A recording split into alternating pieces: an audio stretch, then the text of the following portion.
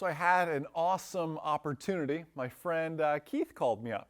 And Keith is a King Air 350 pilot. He had the airplane out in Salt Lake City and had to bring the family he flies for back home to New Orleans, where he's based at. So I flew out there. We airlined out to Salt Lake City, just kind of had a great day exploring, some hiking, had a really fun time. And then it came time to get the airplane ready. And I didn't realize the work that corporate pilots do. Truth be told, flying is really second on the totem pole, as crazy as that sounds. The luxury, that experience, really comes first. It was so much to do, we went grocery shopping to get everything ready and prepared. We were out vacuuming and detailing the airplane, making sure everything was spotless. So there was this flawless experience that would happen. And then, by the way, we still had to flight plan, check weather, get everything filed, copy an IFR clearance from Salt Lake to Amarillo, Texas. You can imagine how long that clearance was. Salt Lake clearance, King Air.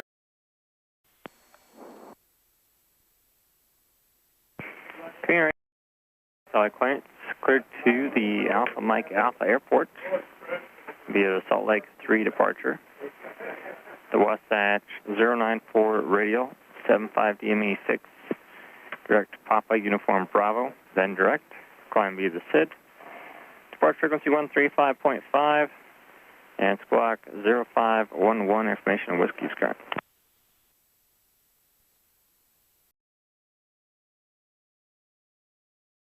Salt Lake 3, 094, 75 DME to pub, then direct, climb via the SID, 135.5, 0511 in the box. We're back direct and verify head Whiskey. And we have Whiskey. Thanks, sir. Have a great flight. All right, 098 radial. 098 radial, 75 DME, Salt Lake 5, to Pueblo. All right, we'll keep the we'll keep the 75 DME in mind. Copy. All right. All right, I've got VOR up on 116.8, that's Wasatch, and already dialed in 098. Copy. I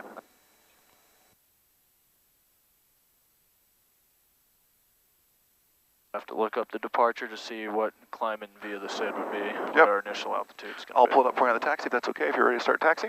I will taxi down and look before I take the runway. That's good. And all the while, flying this airplane, making sure our passengers in the back have everything they need. We had to get the catering ordered just right to make sure everything was placed on the proper seats and drinks were chilled. It was awesome flying the King Air, but there was so much more to being a corporate pilot. I'm thankful I was a corporate pilot for the day to learn and live that experience. Now, flying the King Air was amazing. It's G3000, and just flying a turboprop aircraft, especially with someone who's as accomplished of a pilot as Keith is, was so great. He taught me some stuff. Hopefully I was able to teach him some stuff. And we really got to exercise crew resource management. We practice it in our 172. We practice these things in our Cirrus, our Cherokee 140, our Archer, whatever it may be. But you don't realize how well it transcends all the way up. So what I would say to you is, if you're an aspiring corporate pilot, aspiring even airline pilot, learning basic practices now, learning flows of a checklist, learning how to work as a team, work as a crew is such an efficient skill to have now in the 172, because I sat right seat in a King Air 350, something I've never done before, right or left seat. Never just flown in a King Air. Haven't done that before. And sat in that seat with Keith, who I've known for years, but Keith and I, oddly enough, have never flown together. And he and I just got to work. And I knew my responsibilities, and he knew his responsibilities. And because a crew is a crew, no matter where you are, no matter what airplane you're flying, you can plug into that crew environment. Now, granted, I needed Keith. That's why he has the type rate and everything else to make that happen. But still, to be an asset and to help out on items like checklists on items like radios to be really helpful in that crew environment.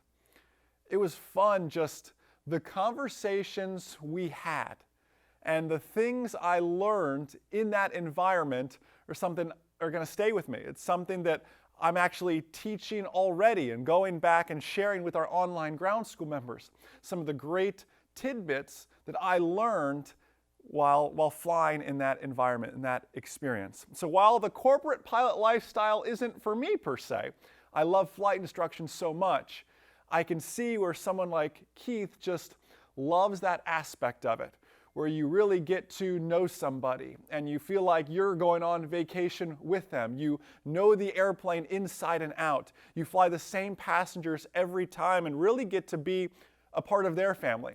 As Keith shared with me, he goes out to dinner with a family, and really, he and his wife have become part of their family in a way, and that's an experience you don't get, perhaps, in the airlines, which caters to a different personality, perhaps. There's so many amazing careers in aviation, and it's all about finding what suits you best and sticking with it. For me, it was flight instruction. For you, maybe it is that more corporate environment. Perhaps you'd rather fly the heavy aircraft and different passengers each time to amazing destinations with the airlines. Maybe you want to fight fires. Maybe you want to be a traffic pilot. There's so many great avenues you can take this career of aviation. Everyone is desperate for pilots right now. There couldn't be a better time to be pursuing aviation. So I congratulate you on that decision, and I'm excited to follow your career.